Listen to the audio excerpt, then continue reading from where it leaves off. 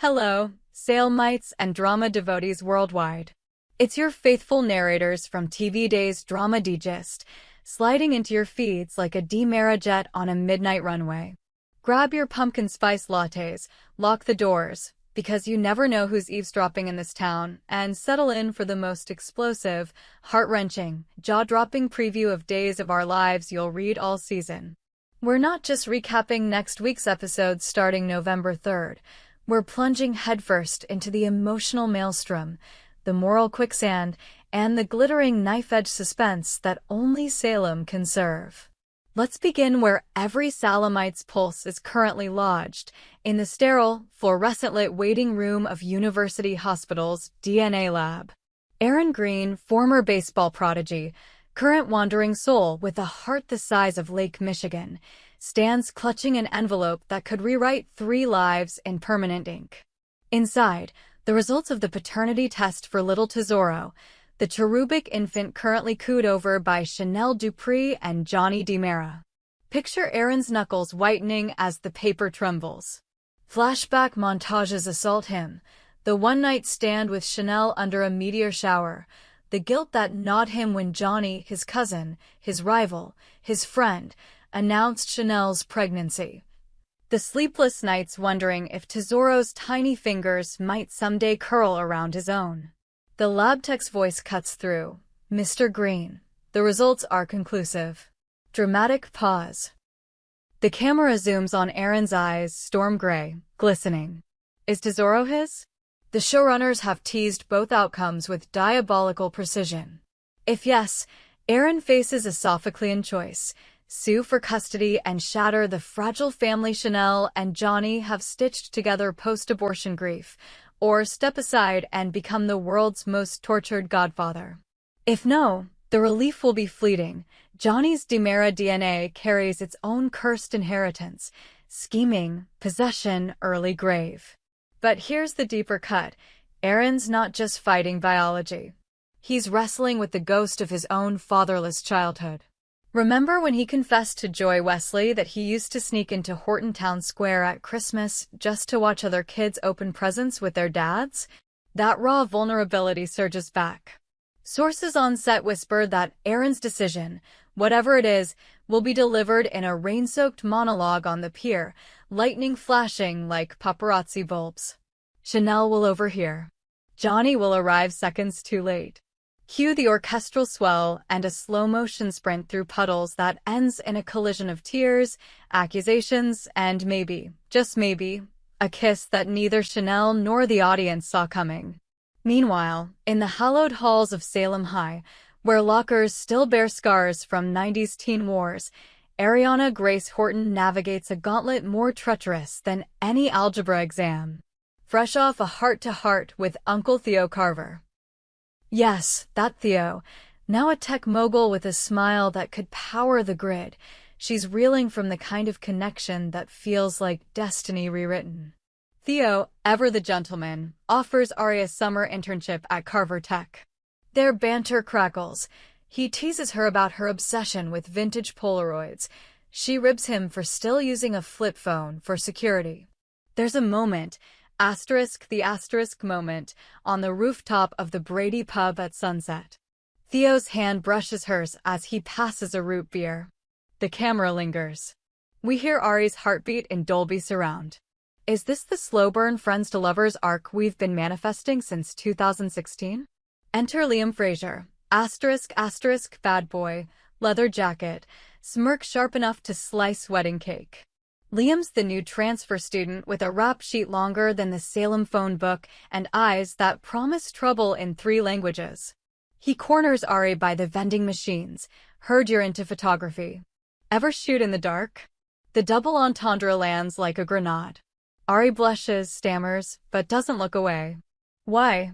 Because Liam sees the rebel in her, the girl who once snuck into the DiMera mansion to photograph Stefano's portrait at midnight. Next week, the triangle ignites. Theo spots Liam slipping Ari a burner phone for emergencies. Ari swears it's innocent. Theo's insecurities, amplified by years of being the good guy who finishes last, bubble up.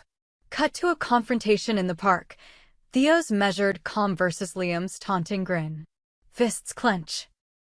A jogger intervenes. Ari watches, torn, as the two men who represent her past, family, safety, and her future, danger, passion, circle like wolves.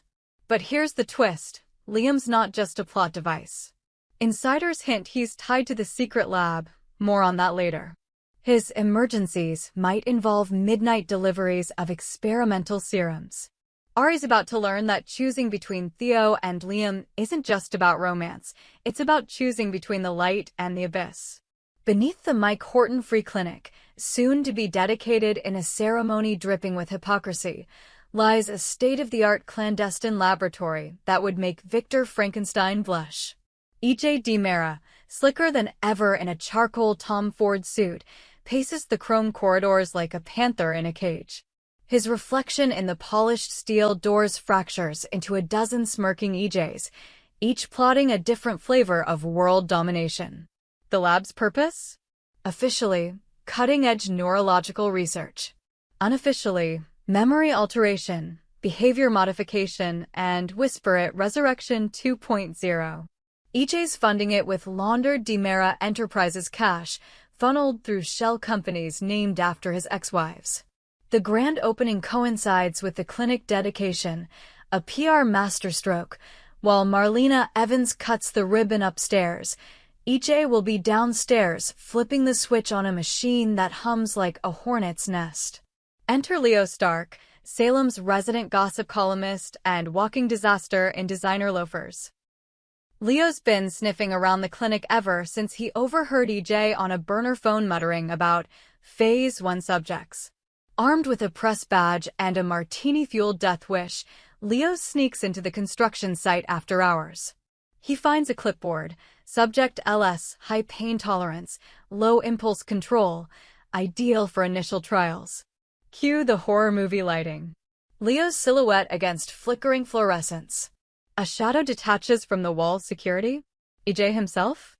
The episode ends with Leo's scream echoing through ventilation shafts that haven't been used since the 90s underground storyline. Will Leo become the lab's first guinea pig?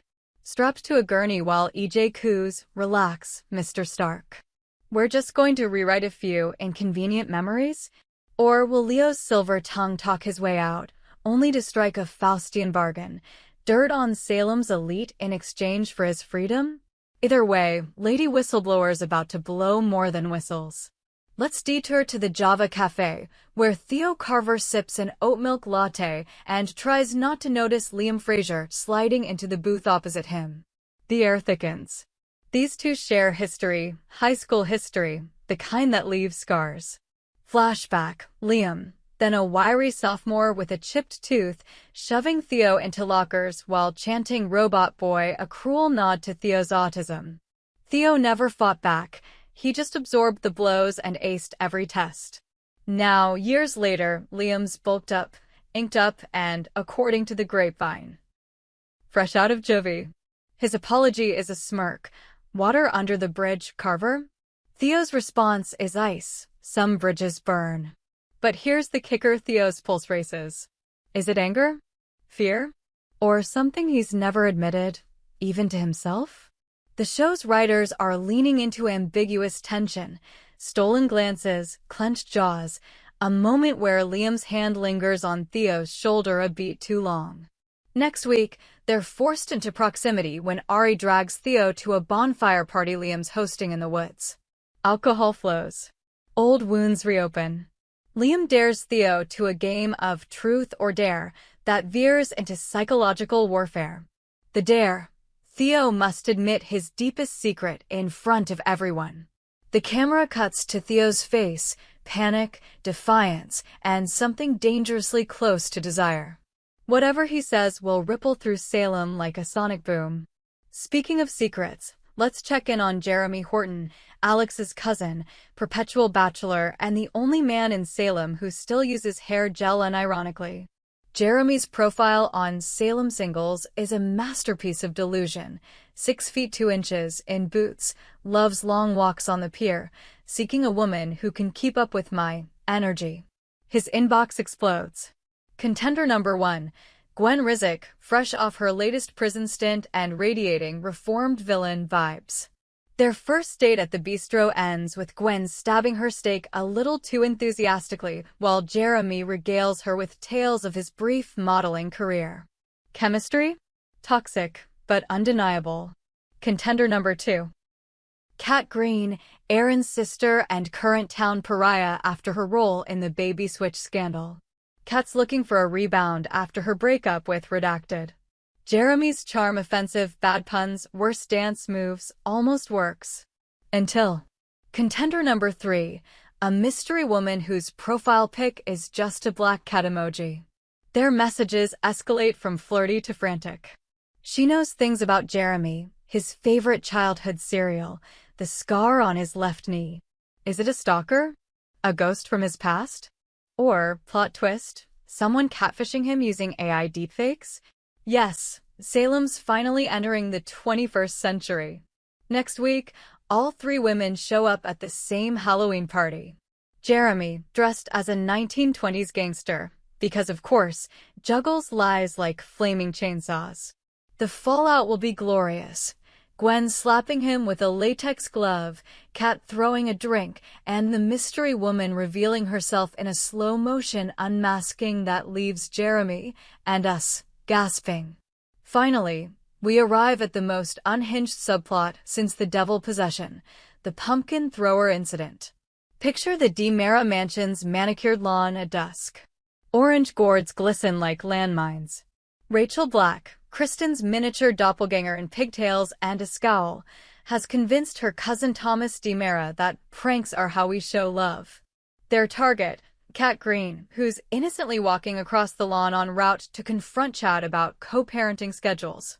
Rachel's plan, load the antique pumpkin catapult, a DiMera heirloom, naturally, and launch a barrage. Thomas, wide-eyed and sugar-high, pulls the lever. Whoosh! The first pumpkin sails wide. The second clips Kat's shoulder. She stumbles, arms windmilling. Enter Alex Kyriakis, shirtless and glistening from a jog, because soap logic. Time slows. Alex dives, shoving Kat out of the way just as a third pumpkin hurtles toward her skull. They land in a tangle, Kat in Chad's arms? No, wait, Chad's just arriving, coffee in hand, and catches Kat as Alex rolls aside. The pumpkin smashes into the fountain, spraying pulp like gore. But the real horror?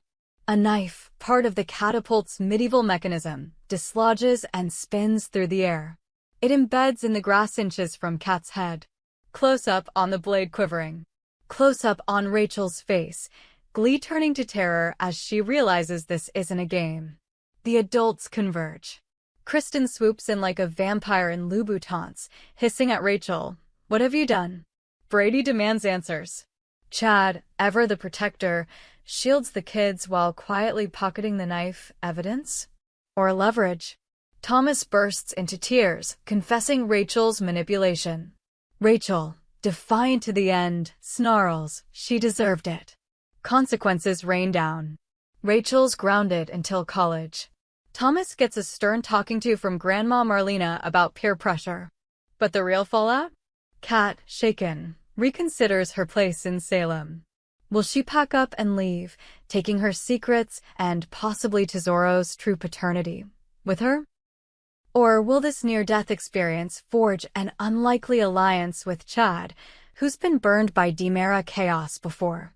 As the dedication ceremony for the Mike Horton Free Clinic looms, every storyline converges like storm clouds over the square. Aaron's paternity results will land the same day EJ flips the lab switch. Ari's choice between Theo and Liam will echo in the rafters as Leo's screams reverberate below. Jeremy's dating disasters will spill into the punch bowl while Rachel's pumpkin shrapnel litters the lawn. This is Salem at its most operatic, love tested by DNA, loyalty strained by scalpels, innocence corrupted by catapults. Next week isn't just episodes, it's a 5-day fever dream where every glance could be a betrayal, every hug a prelude to heartbreak. We hope you enjoyed it and look forward to sharing more with you in the future.